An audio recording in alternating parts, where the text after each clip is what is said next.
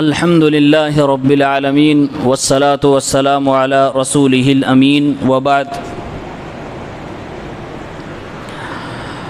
محترم مصلیان، الحمدللہ آج 15ویں پارے کی تلاوت ہم سب نے سماعت کی ہے۔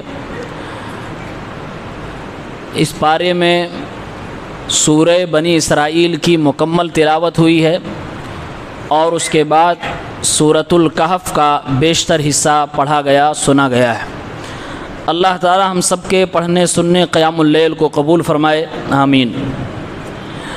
سورہ بنی اسرائیل، جس کا دوسرا نام سورۃ الاسراء بھی ہے۔ اسراء رات کے چلنے کو بولتے ہیں۔ دراصل اس سورت کی پہلی ہی آیت میں اللہ کے نبی صلی اللہ علیہ وسلم کے اس سفر کو بیان کیا گیا ہے جس سفر میں آپ معراج پر گئے تھے۔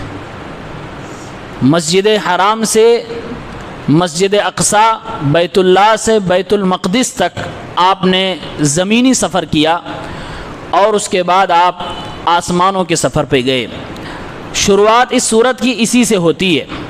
اللہ نے بیان فرمایا، سبحان الذی اسری بعبدہ لیلا من المسجد الحرام الی المسجد الاقصی الذی بارکنا حولہ لنریہ من آیاتنا انہ هو السمیع البصیر۔ وہ ذات بڑی پاک باز ہے جس نے اپنے بندے کو رات میں مسجد حرام سے مسجد اقصی کا سفر کروایا۔ اللہ نے یہ سفر اللہ کے نبی کو اس لیے کروایا تاکہ آپ کو اپنی قدرت کی نشانیاں دکھا سکے۔ اللہ تعالیٰ کا طریقہ رہا ہے کہ اپنے خاص بندوں کو، نبیوں کو اپنے قدرت کے مظاہر دکھاتا رہا ہے تاکہ ان کا ایمان بنسبت دیگر لوگوں کی اور مضبوط رہے۔ اور اللہ کے نبی صلی اللہ علیہ وسلم کو یہ سفر اس وقت کرایا گیا جب زمین پر ہر طرف سے مایوسی نظر آ رہی تھی۔ آپ کی بیوی خدیجۃ الکبریٰ کا انتقال ہو چکا تھا۔ آپ کے چچا جو آپ کے سب سے بڑے سپورٹر تھے ابو طالب، ان کا بھی انتقال ہو چکا تھا۔ آپ صلی اللہ علیہ وسلم طائف گئے تھے امید لے کر کہ وہاں کے لوگ میری بات کو قبول کریں گے اور ایمان لائیں گے۔ لوگوں کا رویہ بڑا خراب رہا، وہاں سے بھی مایوسی ملی، یعنی اپنے شہر سے بھی باہر کے شہر سے بھی ہر جگہ مایوسی نظر آئی۔ تو اللہ رب العالمین نے آپ کو تسلی دینے کے لیے، آپ کا دل رکھنے کے لیے اور آپ کو انعام دینے کے لیے زمین سے اٹھا کر آسمانوں پر آپ کو سفر کرایا اور آپ کے جسم اور بدن کے ساتھ، روح کے ساتھ آپ کو اللہ نے معراج کرائی اور آپ کو نماز جیسی انمول قیمتی شے عطا فرمائی جو بہت ہی بہترین قیمتی تحفہ ہے۔ اللہ رب العالمین نے اسی کو ذکر کیا ہے۔ اور ایک غلط فہمی ہے معراج کے حوالے سے، بہت سارے لوگ مانتے ہیں کہ اللہ کے نبی کی روح کو صرف معراج ہوا تھا۔ یہ غلط عقیدہ ہے۔ آپ اپنے بدن کے ساتھ اور اپنی روح کے ساتھ جیسے دنیا میں انسان ہے، مکمل انسان ہونے کی حیثیت سے گئے تھے، اور اسی پر مشرکین مکہ کو تعجب ہوا تھا۔ اگر صرف روح کی بات ہوتی، خواب کی بات ہوتی، کوئی اعتراض نہ کرتا۔ آج ہم بھی خوابوں میں نہ جانے کہاں کہاں گھوم رہے ہوتے ہیں، تو اس میں کوئی بڑی بات نہیں ہے۔ بڑی بات تب ہے جب جسم اور روح کے ساتھ آپ کے سفر کو مانا جائے، تب وہاں جا کر صدیق کون ہے اور کون کذاب ہے اور کون آپ کو جھٹلانے والا فرق ہوتا ہے۔ اس کے بعد اللہ رب العالمین نے بنو اسرائیل کے فتنے کا ذکر فرمایا۔ کہا کہ بنو اسرائیل کے بارے میں نے پہلے ہی فیصلہ کر دیا تھا کہ تم لوگ زمین میں 2 بار فساد برپا کرو گے، اور جب ایک بار فساد کرو گے تمہیں مٹائیں گے، تمہارے اوپر ہم تمہارا ظالم بادشاہ لائیں گے جو تمہیں مٹا دے گا، پھر اگر سدھر جاؤ گے تو پھر ہم تمہیں حکومت دے دیں گے۔ اللہ تعالیٰ نے اسی بات کو ذکر کیا بیا، فَإِذَا جَاءَ وَعْدُ أُولَاهُمَا بَعَثْنَا عَلَيْكُمْ عِبَادًا لَنَا أُولِي بَأْسٍ شَدِيدٍ۔ بنو اسرائیل کے بارے میں ہم نے پہلے ہی فیصلہ کر دیا تھا کہ تم زمین میں 2 بار فساد برپا کرو گے۔ جب پہلی مرتبہ کا معاملہ آیا تو ان کو اللہ نے خوب نوازا، لیکن ان لوگوں نے زمین پر بڑے فتنے فساد برپا کر رکھے، اللہ کی نافرمانیاں کرنے لگے، تو اللہ رب العالمین نے سخت لوگوں کو، سخت انسانوں کو ان کے اوپر مسلط کر دیا۔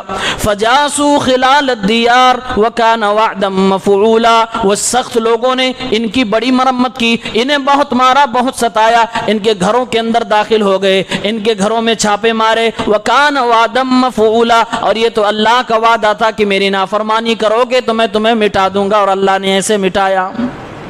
ان لوگوں نے شعیب علیہ السلام کو تکلیف دی، بہت سارے نبیوں کو تکلیف دیا، بہت سارے لوگوں کو ستایا، اور کہا جاتا ہے یہ عیسیٰ علیہ السلام کے آنے سے تقریباً 500-600 سال پہلے کی بات ہے۔ اس کے بعد جب عیسیٰ علیہ السلام آ گئے تو اللہ رب العالمین نے ان کو پھر سے طاقت دی، پھر سے اللہ نے ان کو مدد دی، پھر سے ان کے یہاں مال اولاد میں برکتیں اللہ رب العالمین نے دینا شروع کر دیا۔ اللہ نے وعدہ کیا تھا کہ 2 بار تم فساد برپا کرو گے، یعنی ایک بار کیے تم مزہ چکھ لیے، اب پھر راہ راست پہ آ گئے، پھر ہم نے نوازا، اب دوبارہ تم اگر بگڑو گے تو پھر ہم تمہارے ساتھ وہی کریں گے۔ ثم رددنا لكم الكرة عليهم وامددناكم باموال وبنين وجعلناكم اكثر نفيرا، اللہ نے فرمایا جب دوبارہ ہم نے ان کو نوازنا شروع کیا تو ہم نے ان کو مال سے بھی مدد دی، ان کو اولاد سے بھی مدد دی، اور ان کے گروپ کو، ان کے جتھا کو، ان کی تعداد کو خوب زیادہ بڑھا دیا۔ لیکن دوبارہ جب یہ پاور میں آئے تو ان لوگوں نے اللہ کے پیغمبروں کو پھر سے ٹارگٹ بنانا شروع کر دیا۔ یحییٰ علیہ السلام کا قتل کر ڈالا، حضرت زکریا کو شہید کر ڈالا، عیسیٰ علیہ السلام کو شہید کرنے کے لیے، قتل کرنے کے لیے سازش کرنے لگے۔ اللہ رب العالمین نے حضرت عیسیٰ کو بچایا اور انہیں زندہ آسمان پہ اٹھا لیا۔ پھر اللہ رب العالمین نے ان کے اس فتنہ فساد کی وجہ سے دوبارہ ان کے اوپر اپنا عذاب بھیجا، فرمایا فَإِذَا جَاءَ وَعْدُ الْآخِرَةِ لِيَسُوءَ وُجُوهَكُمْ، جب دوبارہ میرا وعدہ آ گیا تاکہ ان کے چہرے کالے ہو جائیں، وَلِيَدْخُلُوا الْمَسْجِدَ كَمَا دَخَلُوهُ أَوَّلَ مَرَّةٍ، جب کوئی قوم فتنے میں مبتلا ہو جاتی ہے تو اللہ تعالیٰ ان کے دشمنوں کو ان کے اوپر مسلط کرتا ہے، اور وہ قوم ان کو مارتی بھی ہے، ان کی مسجدوں میں بھی داخل ہوتی ہے، ان کی مسجدوں کی بھی بے حرمتی کرتی ہے۔ اللہ نے فرمایا ہم نے دوسروں کو جب ان کے اوپر مسلط کیا تو ان کی مسجد میں، مسجد اقصیٰ کے اندر وہ لوگ گئے، بڑی بے حرمتی کی، ان بہت زیادہ قتل و خورزی سے کام لیا گیا، ان کے اوپر اللہ کا عذاب آ گیا۔ تو 2 بار بگڑے، 2 بار اللہ نے نوازا، اور پھر 2 بار اللہ نے ان پر عذاب بھی بھیجا۔ سبق دیا جا رہا ہے مشرکین مکہ، ہم نے موقع دیا کسی کو نہیں سدھرے تو دوبارہ بھی ہم نے مزہ چکھایا، تم کو بھی ابھی مہلت ہے، وقت ہے، سدھر جاؤ، ورنہ وقت آنے کے بعد جب میں عذاب دینے پہ آؤں گا پھر تمہیں کوئی بچانے والا نہ ہوگا۔ اس کے بعد اللہ نے انسانیت کے ہلاکت کے اصول و ضابطے بتائے، کہا جب کسی قوم کو میں برباد کرنا چاہتا ہوں تو اس قوم کے خوشحال طبقے کو پہلے میں دیکھتا ہوں۔ خوشحال طبقہ جب نافرمانی کرتا ہے تو ظاہر سی بات ہے جو غریب لوگ ہیں ان کو دیکھ کے نافرمانی کرنے لگتا ہے۔ غربت ایک ایسی بیماری ہے کہ امیروں کی، چاہے امیر کسی بھی برائی میں مبتلا ہو، وہ ان کو فالو کرنے لگتا ہے، یہ ایک بڑی بیماری ہے۔ اس لیے اللہ کے نبی دعا کرتے تھے اللہ فقیری سے بچانا، ہر مسلمان کو فقیری سے پناہ مانگنی چاہیے، اللہ سے دعا مانگنی چاہیے، اللہ ایسی غربت نہ دے، ایسی فقیری نہ دے کہ ایمان کی آزمائش ہو جائے، انسان کی زندگی اور اس کی موت میں فرق ہی نہ نظر آئے۔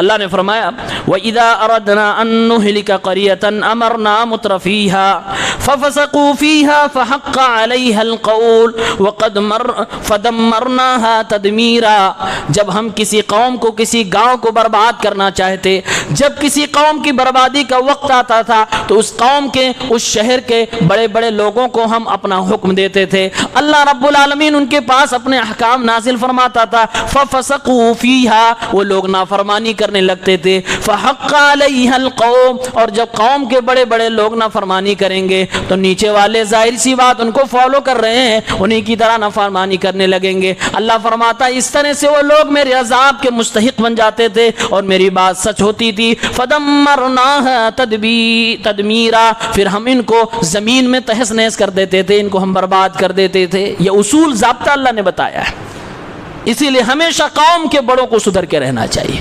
آزمائش وہیں سے شروع ہوتی ہے۔ اور قیامت کے دن اللہ نے کئی بار کہا، چھوٹے لوگ قیامت کے دن اللہ رب العالمین کے سامنے شکایت کریں گے، کہیں گے ان بڑوں نے ہمیں گمراہ کیا ہے، ان کو ہم فالو کرتے تھے، یہ ہمارے لیڈر تھے، انہوں نے ہمیں گمراہ کیا، اللہ ان کو ڈبل عذاب دے۔ وہ لوگ بھی پلے جھاڑیں گے، ہم نے تمہیں کہا تھا میرے پیچھے چلو، تمہارے پاس سمجھ بوجھ نہیں تھی، اس لیے ہر قوم کے بڑوں کو ہمیشہ سنبھل کے رہنا چاہیے۔ اس کے بعد اللہ رب العالمین نے یونیورسل اسلامک کچھ چیزیں بیان کی ہیں، کچھ ایسی اسلامی باتیں بیان کی ہیں جو تقریباً ہر قوم کو اللہ نے بتائی تھی، خاص طور سے بنو اسرائیل اس صورت کا نام ہے۔ بنو اسرائیل کو اللہ تعالیٰ نے وہ احکام دیے تھے، یہ کرنے کے لیے باتیں کہی تھی، لیکن ان لوگوں نے نافرمانیاں کی، انجام کیا ہوا بہت ساری آیتوں میں، بہت ساری صورتوں میں بیان کیا جا چکا ہے۔ اب اللہ رب العالمین ایک طرف سے 12-15 چیزیں بیان کر رہا کہ ان لوگوں کو میں نے کیا کیا کہا تھا، اے مسلمانوں تم کو بھی وہی کہہ رہا ہوں، تم عمل کر لو۔ انہوں نے عمل نہیں کیا، ان کا برا حال ہوا، تمہارا برا حال نہ ہونے پائے۔ دیکھیے اللہ نے کیا کیا حکم دیا ہے، اور یہ حقیقت میں اسلامی اخلاق ہے جو اللہ نے بیان کیا۔ فرمایا اللہ رب العالمین نے وَقَضَىٰ رَبُّكَ أَلَّا تَعْبُدُوا إِلَّا إِيَّاهُ، اے میرے بندو تمہارے رب نے تمہارے لیے فیصلہ کر دیا ہے کہ سوائے اللہ کے کسی اور کی عبادت نہ کرنا۔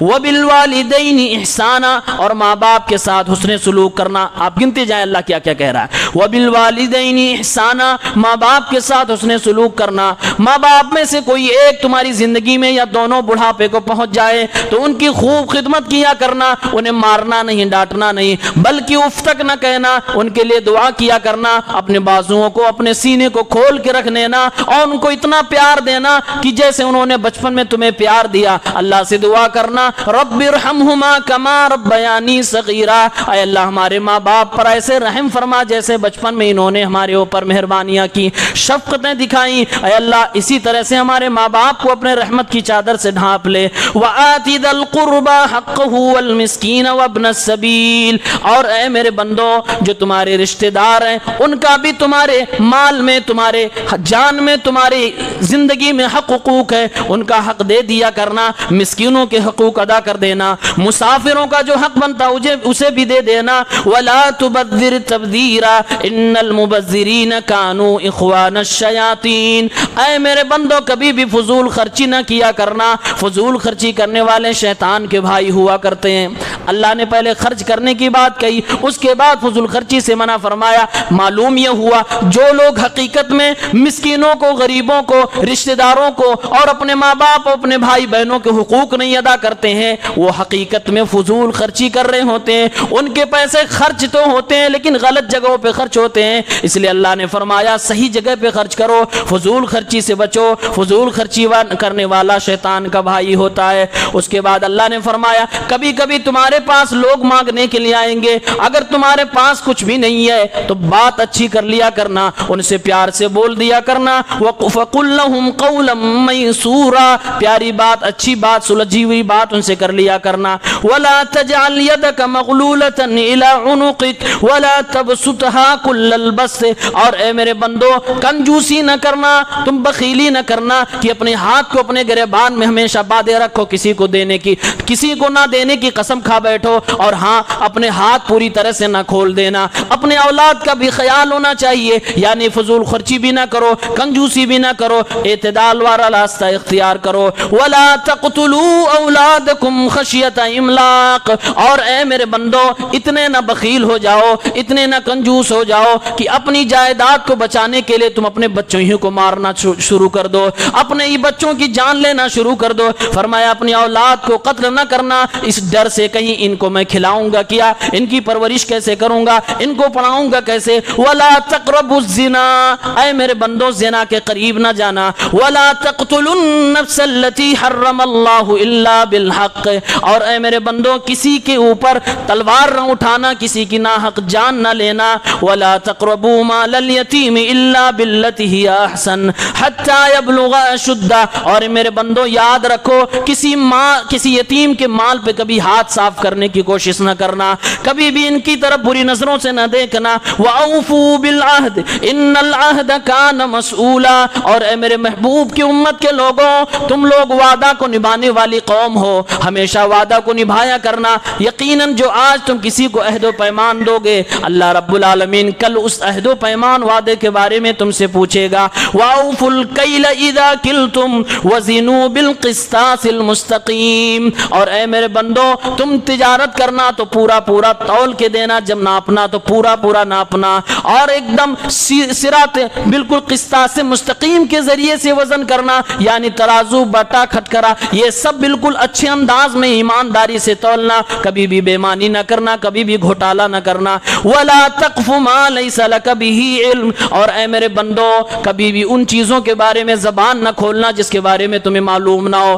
جانکاری ہو تب بھی شریعت کے بارے میں بولنا, اگر علم نہ ہو واللہ عالم بالصواب کہہ کے کام چلا لیا کرنا. مجھے نہیں معلوم یہ کہہ کر آگے بڑھ جانا, اس میں بلا وجہ جہالت کی وجہ سے بولنے کی کوشش نہ کرنا. وَلَا تَمْشِ فِي الْأَرْضِ مَرَحًا. اور اے میرے بندو زمین میں اکڑ کر چلنا بند کر دو, زمین میں اکڑ کر نہ چلا کرو.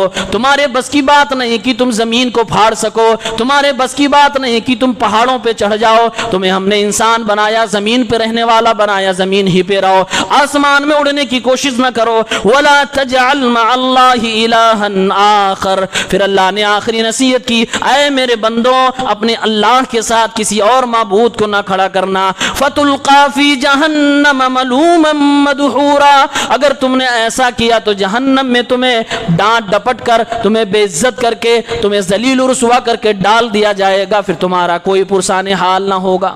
تقریباً 15 نصیحتیں اللہ رب العالمین نے کی ہیں. آیت نمبر 23 سے لے کر آیت نمبر 39 تک کا یہ میں نے جو پیغام تھا آپ کے سامنے رکھا. اس کے بعد اللہ نے فرمایا, اے میرے بندو شیطان کو کبھی کھیلنے کا موقع نہ دو. شیطان تمہارے ساتھ, تمہارے رشتہ داروں کے ساتھ, تمہاری فیلنگ کے ساتھ کھیلتا ہے, اسے کھیلنے کا موقع نہ دو. اللہ رب العالمین کہتا ہے میرے نبی سے کہ اے نبی صلی اللہ علیہ وسلم میرے بندوں سے آپ کہہ دیجئے. کیا کہہ دیجئے؟ وَقُلْ لِعِبَادِي. اے نبی میرے بندوں سے کہہ دیجئے, یقول التی ہی احسن, کہ میرے بندے جب زبان کھولا کریں تو اچھی بات کیا کریں, صرف اچھی نہیں بہت اچھی اچھی باتیں کیا کریں. اور میرے نبی صلی اللہ علیہ وسلم بھی فرماتے ہیں, من کان یؤمن باللہ والیوم الآخر فلیقل خیرا او لیصمت. اے میری امت کے لوگوں اگر تمہارا ایمان اللہ کی ذات پر ہے, آخرت کے دن پر ہے, تو بولنا تو صحیح بات بولنا ورنہ خاموش رہنا. یہ اللہ کے نبی کی تعلیم ہے. اللہ رب العالمین بھی وہ فرماتا ہے, اے میرے نبی میرے بندوں سے کہہ دیجئے کہ اچھی باتیں بولا کریں. کیوں اچھی باتیں بولا کریں؟ ان الشیطان ينزغ بينهم ان الشیطان کان للانسان عدوا مبینا. کیونکہ شیطان ہمیشہ داؤں میں لگا رہتا ہے, بندہ کب غصے میں آئے, بندہ کب آپے سے باہر آئے, بندے کو کب موقع مل جائے کہ شیطان بیچ میں حائل ہو جائے اور تمہیں غصے میں گالی دلوا دے, تمہیں کچھ علول جلول بکوا دے, تمہاری رشتہ داریاں ٹوٹ جائیں, طلاقیں ہو جائیں. شیطان تو ہمیشہ سے انسان کا واضح اور کھلم کھلا دشمن ہے. یعنی اے میرے بندو اپنی زبان پہ کنٹرول رکھنا, کہیں زبان کو بے لگام کر کے شیطان کو تم موقع نہ دے دینا کہ تمہارے ساتھ تمہاری فیلنگ تمہارے رشتہ داروں کے ساتھ کھیلنے لگے. زبان ہی کی وجہ سے اکثر و بیشتر جھگڑے, زبان تلخ استعمال کرو, غلط استعمال کرو, اسی سے جھگڑے ہوتے ہیں. اللہ نے اس لیے کہا میرے نبی میرے بندوں سے یہ بات آپ کہہ دیجئے. باقاعدہ نبی کو خطاب کیا, آپ کہہ دیجئے یہ بات, اور اللہ کے نبی صلی اللہ علیہ وسلم نے وہ بات ہم تک پہنچائی. اس کے بعد اللہ رب العالمین بیان فرماتا ہے کہ قیامت کے دن ہم دنیا کے لوگوں کو ان کے امام کے ساتھ بلائیں گے. قوم اماموں کے ساتھ اپنے جائے گی. اللہ نے فرمایا یوم ندعو کل اناس بامامہم فمن اوتی کتابہ بیمینہ فاولئک یقرؤون کتابہم ولا یظلمون فتیلا. یاد کرو اس دن کو جس دن ہم دنیا کے لوگوں کو ان کے اماموں کے ساتھ بلائیں گے, پھر جس کے ہاتھ میں دائنے ہاتھ میں اس کا نام اعمال دیا جائے گا وہ اپنی کتابوں کو خوشی خوشی پڑھ رہے ہوں گے, ان کے برابر ان کے اوپر ذرہ برابر ظلم نہ کیا جائے گا. امام ابن کثیر رحمہ اللہ فرماتے ہیں اللہ نے جو یہ فرمایا کل قیامت کے دن لوگوں کو ان کے امام کے ساتھ ہم بلائیں گے, کہا اللہ کی قسم اس آیت میں اصحاب الحدیث، اہل الحدیث، یعنی کہ اللہ کے نبی صلی اللہ علیہ وسلم کی سچی محبت کرنے والے، آپ کی سچی پیروی کرنے والوں کے لیے بڑی شرف کی بات ہے، کیونکہ ان لوگوں کا دنیا میں سوائے امام الرسول محمد ربی صلی اللہ علیہ وسلم کے علاوہ کوئی اور امام نہیں، یعنی کہ قیامت کے دن اللہ رب العالمین ان کو ان کے نبی کے ساتھ بلائے گا۔ مفسرین نے اس کی تفسیر یہ بھی کی ہے، ہر قوم اپنے اپنے نبیوں کے ساتھ آئے گی، جو جس کو امام مانتا ہوگا اسی کے ساتھ اٹھایا جائے گا، اس لیے ہمارا اور آپ کا سب کا ساری دنیا کا امام جو ہے اسی کو امام مانا جائے، امام الانبیاء محمد الرسول اللہ صلی اللہ علیہ وسلم۔ اس کے بعد اللہ تعالیٰ نے فرمایا، اپنے نبی کو مخاطب کیا، اے نبی آپ کو مکہ چھوڑنے کا وقت آ گیا، اب آپ اپنے اللہ سے اپنا رابطہ بڑھا لیجئے، تعلق آپ کا اللہ سے بڑا مضبوط ہونا چاہیے، بڑی مشکلیں جھیلنے کا وقت آ گیا ہے، مسلمانوں کی تاریخ رہی ہے ظلم کو سہنا اور ہجرت کرنا، اور ظالموں کی، کافروں کی تاریخ رہی ہے ظلم کرنا اور مسلمانوں کو ان کے گھر و بار سے ان کو نکالنا۔ تو اللہ نے فرمایا یہ تاریخ آپ کی قوم کے ساتھ بھی دہرایا جائے گا، اے نبی صلی اللہ علیہ وسلم آپ اپنا رابطہ اللہ سے بڑھا لیجئے۔ فرمایا اللہ تعالیٰ نے اقم الصلاۃ لدلوک الشمس الى غسق الليل وقرآن الفجر ان قرآن الفجر کان مشہودا۔ اے نبی صلی اللہ علیہ وسلم سورج کے غروب ہونے سے لے کے سورج طلوع ہونے تک اے اللہ کے نبی اللہ رب العالمین کے لیے نمازیں پڑھا کریے، ہاں قرآن کی تلاوت بھی کیا کریے، خاص طور سے فجر کے قرآن کی تلاوت کیا کریے، کیونکہ فجر کے وقت جو قرآن کی تلاوت ہوتی ہے اللہ کے فرشتے وہاں پر اترا کرتے ہیں۔ اللہ کے نبی صلی اللہ علیہ وسلم فرماتے ہیں 24 گھنٹے میں 2 بار اللہ کے فرشتے مسجدوں سے اپنی ڈیوٹی بدلتے ہیں، ایک عصر کے وقت، ایک فجر کے وقت۔ جب یہ فرشتہ فجر والا اللہ کے پاس جاتا ہے، اللہ تو ساری دنیا کو جانتا ہے لیکن گواہی کے لیے فرشتوں سے پوچھتا ہے میرے بندوں کو کس حال میں چھوڑ کے آئے ہو؟ وہ فرشتے کہتے ہیں اے اللہ تیرے فلاں فلاں بندے کو میں نے نماز کی حالت میں پایا، یعنی عصر کے وقت گیا تھا تو ان کو نماز کی حالت میں پایا تھا، اور ابھی فجر میں آ رہا ہوں تب بھی نماز کی حالت میں پایا ہوں، اے اللہ تیرے بندوں کو میں تیری عبادت ہی میں چھوڑ کے آیا ہوں۔ اللہ رب العالمین ان سب کی مغفرت کا اعلان فرماتا ہے، اس لیے اللہ کے نبی کو کہا جا رہا ہے اے اللہ کے نبی فجر کے وقت خاص طور سے آپ قرآن کی تلاوت کیجئے۔ پھر آگے اللہ نے فرمایا وَنُنَزِّلُ مِنَ الْقُرْآنِ مَا هُوَ شِفَاءٌ وَرَحْمَةٌ لِّلْمُؤْمِنِينَ، ہم نے قرآن اتارا ہے جس قرآن کے اندر شفا بھی ہے، مومنوں کے لیے قرآن رحمت بھی ہے، وَلَا يَزِيدُ الظَّالِمِينَ إِلَّا خَسَارًا، لیکن قرآن کریم جہاں مومنوں کے لیے رحمت ہے وہیں پر ظالموں کے لیے قرآن کے ذریعے سے ہی گھاٹا ہو جاتا ہے، ظالموں کا خسارہ ہو جاتا ہے۔ جن لوگوں کو قرآن سننا پسند نہیں، قرآن پہ عمل کرنا نہیں پسند ہے، قرآن کی آیتوں کے معنی نہیں پسند ہے، ظاہر سی بات ان کو کڑھن ہوگی تو بھاگیں گے، انکار کریں گے تو ان کا نقصان ہی ہوگا، یعنی کفر میں اور زیادتی ہوگی۔ اسی بات کو اللہ نے بیان کیا وَلَا يَزِيدُ الظَّالِمِينَ إِلَّا خَسَارًا، قرآن شفا ہے، رحمت ہے، لیکن مومنوں کے لیے، اس سے محبت کرنے والوں کے لیے جو اس کے مقابل میں کھڑے ہوتے ہیں، جو ظالم لوگ ہیں، ان کا قرآن ہی سے گھاٹا ہوگا اور یہ خسارے میں ہو گئے۔ اس کے بعد اللہ کے نبی صلی اللہ علیہ وسلم سے لوگوں نے پوچھا تھا کہ آپ روح کے بارے میں بتائیں، روح کیا ہے؟ اللہ رب العالمین نے بیان فرمایا وَيَسْأَلُونَكَ عَنِ الرُّوحِ، اے نبی آپ سے روح کے بارے میں سوال کرتے ہیں، قُلِ الرُّوحُ مِنْ أَمْرِ رَبِّي، آپ یہ کہہ دیجئے روح کا معاملہ میرے رب کا معاملہ ہے۔ وَمَا أُوتِيتُم مِّنَ الْعِلْمِ إِلَّا قَلِيلًا، اس کے بارے میں مجھے اللہ نے کچھ نہیں بتایا، ڈیٹیل نہیں بتایا۔ علم انسانوں کو بہت تھوڑا ہی دیا گیا ہے، کوئی ضروری نہیں کہ انسان ہر چیز جانے، جواب یہ بھی دیا جا سکتا ہے کہ ہمیں نہیں معلوم۔ اللہ رب العالمین نے نبی کو یہ جواب سکھایا کہ آپ کہہ دیجئے کہ اللہ ہی اس کو بہتر جانتا ہے، یعنی ہر سوال کا جواب دینا ضروری نہیں ہوتا کہ ہر سوال کا جواب بھی دیا جائے، کچھ چیزیں ایسی ہوتی جو پردے خفا میں ہوتی ہیں، جو اللہ ہی صرف جانتا ہے اور اللہ ہی کے وہ زیب دیتی ہیں، بندوں کو جاننے سے سوائے نقصان کے فائدہ نہیں ہوگا۔ جن لوگوں نے روح پہ ریسرچ کیا آپ دیکھیے وہ کہاں کہاں گمراہ ہوئے ہیں، بہت گمراہ۔ اللہ نے سیدھے جواب دیا بولو اللہ کا معاملہ مجھے نہیں معلوم ہے۔ اور اس کے بعد جب اللہ کے نبی کہتے تھے اللہ رحمان رحیم، یعنی اللہ تو لوگ جانتے ہی تھے مشرکین مکہ، لیکن رحمان اور رحیم نہیں جانتے تھے، تو کچھ لوگ کہنے لگے یہ کہتا ہے ایک اللہ کی عبادت کرو اور خود ہی 2-3 کو بلا رہا ہے، خود ہی کبھی رحمان کہتا ہے، کبھی رحیم کہتا ہے، کبھی اللہ کہتا ہے۔ تو اللہ تعالیٰ نے آیت اتاری فرمایا قل ادعوا اللہ وادعوا الرحمن ایما تدعوا فلہ الاسماء الحسنى، اے نبی آپ کہہ دیجئے یہ اللہ کہہ کر اللہ کو پکارے یا رحمان کہہ کر پکارے، اللہ کے تو بہت سارے نام ہیں جن ناموں سے چاہیں اللہ کو پکارا جا سکتا ہے۔ ولا تجہر بصلاتک ولا تخافت بها وابتغ بین ذلک سبیلا، اور جب قرآن کی تلاوت آپ کر رہے ہوں تو آپ اپنی آواز اتنی تیز نہ کر لیں کہ کافر لوگ سنیں تو پھر آپ کے رب کو اور آپ کے قرآن کو برا بھلا کہنے لگیں، اور اپنی آواز اتنی دھیری بھی نہ کر لیں کہ آپ کے پیچھے کے مقتدیوں کو بھی سنائی نہ چلے۔ بیچ کا راستہ اختیار کیجئے، معتدل انداز میں قرآن کی تلاوت کیا کیجئے۔ یہ مشرکین مکہ جو قرآن کو سنتے تھے تو الٹا سیدھا بکتے تھے، اللہ کے نبی کے اوپر حملہ کرتے، گالیاں دیتے، اس پس منظر میں یہ بات کہی گئی ہے کہ آپ اتنا تیز نہ پڑھیں کہ وہ لوگ سنیں تو پھر آپ کے اوپر حملہ کرنے آ جائیں، آپ کو گالی گلوچ دینے لگیں۔ اس کے بعد سورہ کہف شروعات ہوتی ہے۔ سورہ کہف کا مطلب ہوتا ہے غار۔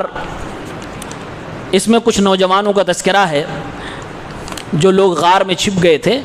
اس صورت میں بڑی بڑی 4 باتیں بیان ہوئی ہیں، 2 واقعات بیان ہوئے اور 2 مثالیں بیان ہوئیں، اس کے علاوہ بھی بہت ساری چیزیں لیکن موٹی موٹی چیزیں ہیں۔ پہلا واقعہ ہے اصحاب کہف کا۔ اللہ تعالیٰ نے کچھ جوانوں کا تذکرہ فرمایا ہے، اور مفسرین نے لکھا ہے یہ سورت اس وقت نازل ہوئی جب مسلمان ہجرت حبشہ کر رہے تھے، یعنی مسلمانوں کو اتنا مکے میں ستایا گیا تھا کہ اللہ کے نبی نے اجازت دے دی تھی کہ اے میرے جوانوں، اے میری قوم کے لوگوں، جو مکہ چھوڑ کر جانا چاہتا ہے کسی اور شہر میں چلا جائے۔ تو کچھ مسلمان حبشہ کی طرف گئے تھے، 2 بار ہجرت ہوئی تھی۔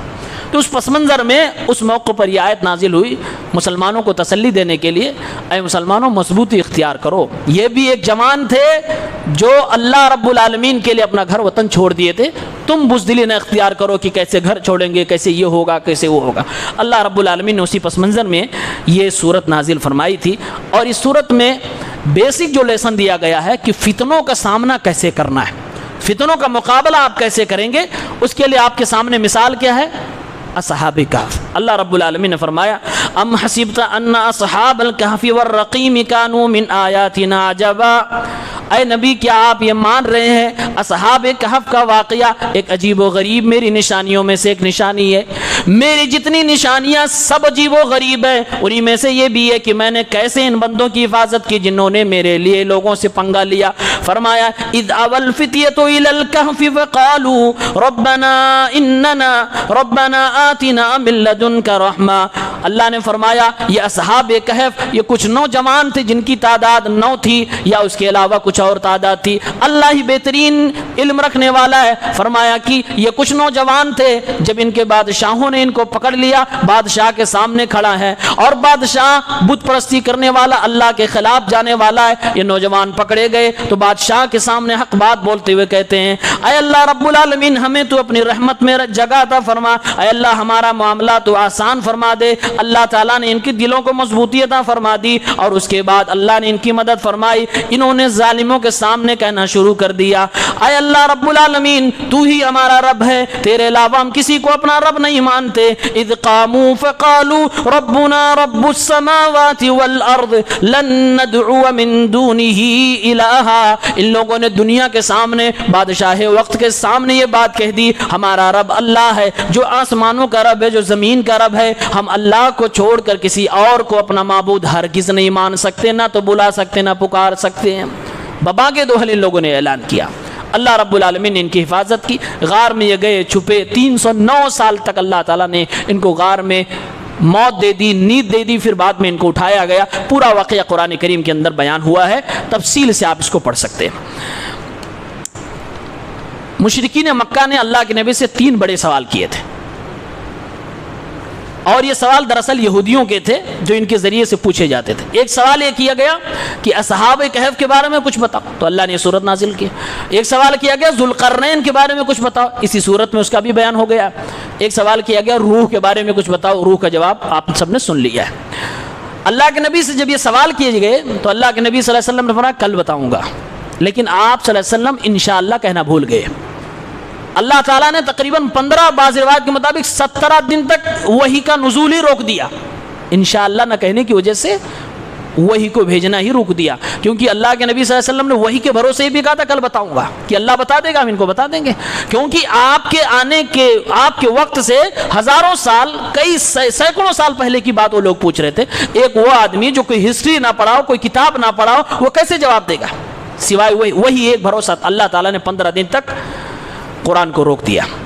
अब अल्लाह रब्बुल आलमीन अपने नबी को नसीहत करा। जब अब बाद में अल्लाह ने सूरह कहफ उतारी, पूरा जवाब दिया, लेकिन अल्लाह रब्बुल आलमीन ने नसीहत की है, वला तक़ूलन्ना लिशैइन इन्नी फ़ाइलुन ज़ालिका गदा इल्ला अन यशा अल्लाह। ऐ मेरे महबूब, ऐ मेरे पैगम्बर, कभी भी आप कोई बात जब कहें कि मैं कल करूँगा तो इंशाअल्लाह कहकर कहा करें, और अगर भूल जाएं तो जब याद आए तभी अल्लाह रब्बुल आलमीन को याद कर लिया करें। यानी भरोसा आपका अल्लाह पर होना चाहिए, इल्म के मामले में भी आपका भरोसा अल्लाह पर होना चाहिए। ये नसीहत अल्लाह के नबी को दी गई, पूरी दुनिया को दी गई। उसके बाद अल्लाह के नबी सल्लल्लाहु अलैहि वसल्लम को अल्लाह ताला नसीहत कर रहा है, ऐ मेरे नबी और ऐ कुरान के पढ़ने वालों, हमेशा ईमान वालों के साथ उठना बैठना रखना, हमेशा नेक लोगों के साथ रहना। वस्बिर नफ्सक मअल्लज़ीना यदऊना रब्बहुम बिलगदाति वल अशी युरीदूना वजहा। और ऐ नबी आप अपने आप को जमा के रखिए, अपने आप को उन लोगों के साथ रखिए जो सुबह में शाम में भी अल्लाह की इबादत करते हैं,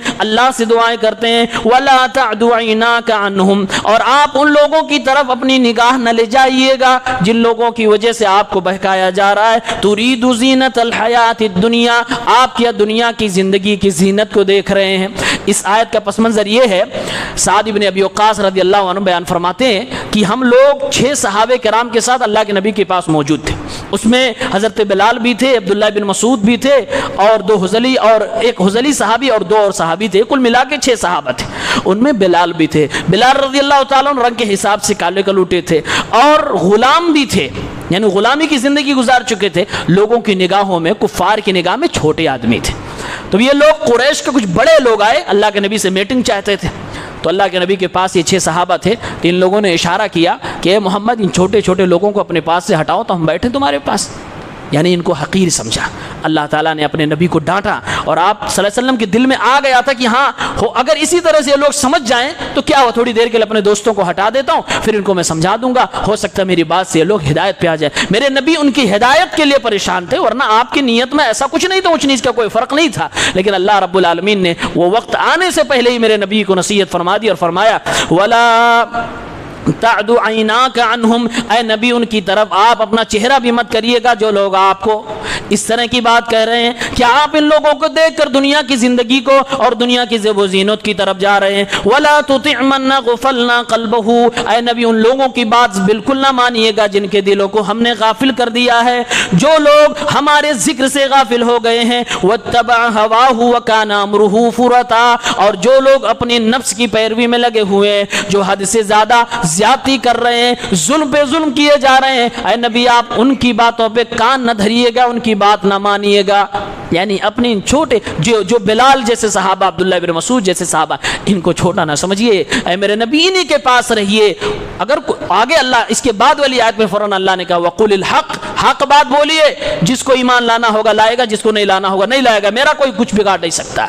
प्यारे नबी सल्लल्लाहु अलैहि वसल्लम को अल्लाह रब्बुल आलमीन ने इतने सख्त लहजे में समझाया। उसके बाद अल्लाह रब्बुल आलमीन ने 2 मिसालें दी हैं।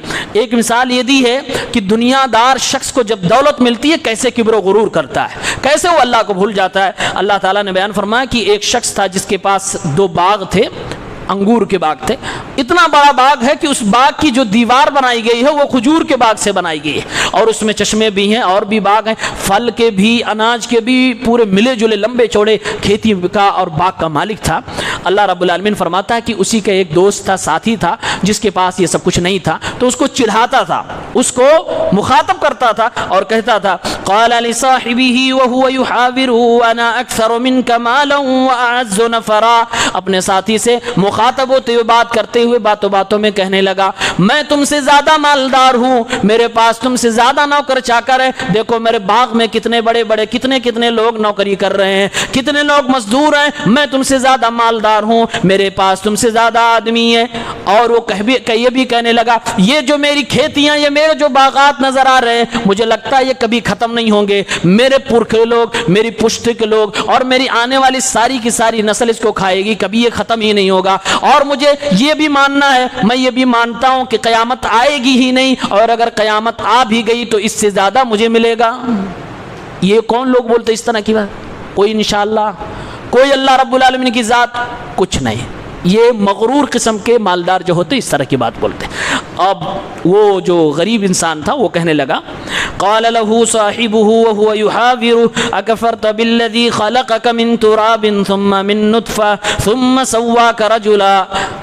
اے اللہ کے بندے، کیا تم اس اللہ کی ناشکری کر رہے ہو جس اللہ نے تمہیں مٹی سے پیدا کیا، جس اللہ نے تمہیں نطفے سے پیدا کیا، پھر اس کے بعد تمہیں ایک برابر سرابر انسان بنا دیا؟ کیا تم اس اللہ کی ناشکری کر رہے ہو؟ وَلَوْلَا إِذْ دَخَلْتَ جَنَّتَكَ قُلْتَ مَا شَاءَ اللَّهُ لَا قُوَّةَ إِلَّا بِاللَّهِ۔ کاش کہ تو نے اپنے باغ میں داخل ہوتے وقت کہا ہوتا ما شاء اللہ، اللہ رب العالمین کے اللہ کی نعمتوں کا شکریہ ادا کیا ہوتا، اور ما شاء اللہ لا قوت الا باللہ کہا ہوتا، اور کہا سن تو مجھے کہہ رہا کہ میں تو مجھ سے مالدار ہے، ان ترنی انا اقل منک مالا وولدا، اگر تو یہ مان رہا ہے کہ میں تم سے مال کے اعتبار سے، اولاد کے اعتبار سے، آدمیوں کے اعتبار سے کمتر ہوں، فعسى ربی ان یؤتینی خیرا من جنتک، ہو سکتا ہے آنے والے دنوں میں اللہ تعالیٰ تم سے زیادہ بہترین باغ مجھے عطا فرمائے، تم سے زیادہ اچھی اولاد ہمیں عطا فرمائے، اور وہی اللہ تمہارے باغ پہ اپنا عذاب بھیج دے، تمہارا یہ سارا کا سارا لہلاتا ہوا باغ چٹیل میدان بن جائے۔ اور یہ ہوا بھی، اللہ رب العالمین نے اس کو برباد کر دیا۔ آیت میں آگے آتا ہے کہ وہ اپنا ہاتھ مل رہا تھا اور کہہ رہا تھا کاش کہ ہم نے اللہ کے ساتھ شرک نہ کیا ہوتا، کاش کہ ہم نے اللہ کی ناشکری نہ کی ہوتی۔ یہ ایک مثال اللہ نے بیان کی ہے اور عبرت و نصیحت آپ کے سامنے ہے۔ دوسری مثال اللہ نے دنیا کی دی ہے اور فرمایا اے نبی دنیا والوں کو مثال دے دیے کہ دنیا یہ چند لمحے کے لیے، گرچہ کتنی چمکدار ہو، کتنی بہترین لگژری لائف ہو، لیکن مدت اس کی بہت تھوڑی ہے۔ بیان فرمایا جیسے آسمان سے پانی اترتا ہے، زمین پہ آتا ہے، زمین کی مٹی سے آسمان کا پانی ملتا ہے، لہلہاتی ہوئی کھیتی آتی ہے، اناج آتے ہیں، لیکن تھوڑے دنوں کے بعد اناج تم ہی کاٹ لیتے ہو۔ یعنی وہ کھیتی جو لہلہا رہی تھی، جو چمک دمک رہی تھی، تھوڑی دنوں کے بعد وہ کٹ جاتی ہے۔ اگر تم نہیں بھی کاٹتے ہو، سوکھ جانے کے بعد وہ بالکل ہوا ہو جاتی، ہوا چلتی، ہواؤں کے ساتھ اڑتے رہتے ہیں، ان کی کوئی حیثیت نہیں ہوا کرتی ہے۔ دنیا کتنی بھی مالدار ہو جاؤ، کتنے بھی رنگ برنگ زندگی ہو جائے، تمہاری زندگی ایسی ہی ہے، اسی کھیتی کی طرح، یا تو تمہیں کاٹا جائے گا یا خود بخود تم مٹ جاؤ گے، ہمیشہ کے لیے دنیا میں نہیں آئے ہو۔ اللہ نے یہ مثال دی۔ اس کے بعد اللہ رب العالمین نے بیان فرمایا جو لوگ میرے ذکر سے، میری آیتوں سے بھاگتے ہیں، دراصل ان کی قسمت ہی بری ہوتی ہے۔ اللہ تعالیٰ فرمانا ہے کہ ان کے اندر دو برائیاں ہو جاتی ہیں، دو عذاب میری طرف سے ان کے اوپر اترتا ہے۔ ایک یہ کہ ان کے دل پر میں پردے لگا دیتا ہوں، ان کے دل و دماغ پہ مہر لگ جاتے ہیں، سمجھ نہیں آتی بات کچھ۔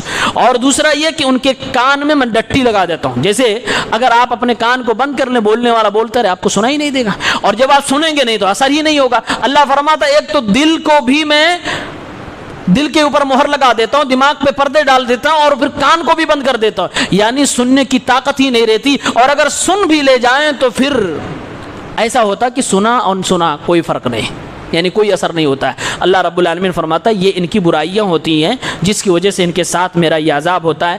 جن بندوں کو میں ایسی عذاب میں مبتلا کر دوں، وَإِن تَدْعُهُمْ إِلَى الْهُدَى فَلَن يَهْتَدُوا، اے نبی آپ بلاتے رہیں، سمجھاتے رہیں، کبھی یہ ماننے والے نہیں ہیں، کبھی بھی آپ کی بات پر یہ ایمان لانے والے نہیں ہیں۔ اے نبی صلی اللہ علیہ وسلم کبھی یہ ایمان لانے والے نہیں۔ اس کے بعد موسیٰ علیہ السلام اور حضرت خضر کا واقعہ بیان ہوا ہے۔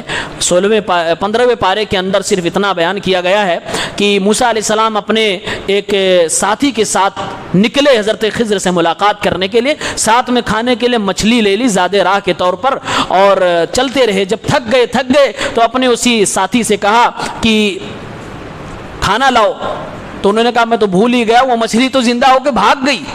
کہا وہ مچھلی بھاگ گئی اور مجھے پتہ ہی نہیں چلا، مجھے شیطان نے بلا دیا تھا، میں آپ کو بتانا بھولا۔ ذَلِكَ مَا كُنَّا نَبْغِي فَارْتَدَّ عَلَىٰ آثَارِهِمَا قَصَصًا فَوَجَدَ عَبْدًا مِّنْ عِبَادِنَا آتَيْنَاهُ رَحْمَةً مِّنْ عِندِنَا وَعَلَّمْنَاهُ مِن لَّدُنَّا عِلْمًا۔ موسیٰ علیہ السلام نے فرمایا یہی تو ہم چاہتے ہی تھے، یہ اللہ کی طرف سے مدد ملی۔ اس کے بعد ان لوگوں کو اللہ کا ایک بندہ ملا۔ اللہ فرماتا ہے جس بندے کو میں نے اپنی طرف سے رحمتیں بھی عطا فرمائی تھی اور اپنے طرف سے خاص علم بھی عطا فرمایا تھا، پھر اس کے بعد موسیٰ علیہ السلام کی حضرت خضر سے ملاقات ہوتی ہے، گفتگو ہوتی ہے، باقی گفتگو انشاءاللہ کل ہم لوگ سنیں گے۔ اللہ تعالی ہم سب کو عمل کی توفیق دے، آمین۔ السلام علیکم۔